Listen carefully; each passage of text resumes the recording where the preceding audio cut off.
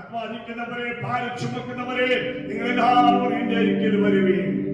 ലോകത്തിൽ ഓരോ മനുഷ്യനും വാഗ്ദത്തം ചെയ്യാത്ത ഒരു അനുഗ്രഹിക്കപ്പെട്ട വാഗ്ദത്തമാണ് യേശു കർത്താവ് ഈ ലോകത്തിലെ മാനവ കുലത്തിന് വേണ്ടി യേശു തന്ന വാഗ്ദത്തം.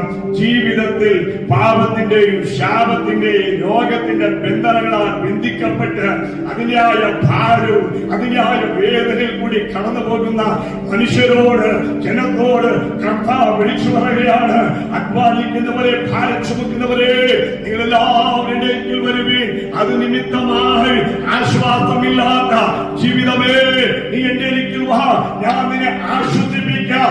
എങ്ങനെ പെറ്റമ്മ തന്നെ കുഞ്ഞിനെ ആശ്വസിപ്പിക്കുന്ന പോലെ അതിനേക്കാൾ ഉപരിയായ നിലയിൽ ദൈവസന്നിധിയിൽ കടന്നു വന്നാൽ, പാപിയെ ദൈവത്തിൽ കടന്നു വന്നാൽ, ദൈവത്തിന്റെ സന്നിധിയിൽ, യേശുവിന്റെ സന്നിധിയിൽ നിനക്ക് നിത്യ ആശ്വാസം യേശു കർത്താവ് തരുവാൻ അവൻ ശക്തനായ ദൈവമാണ്.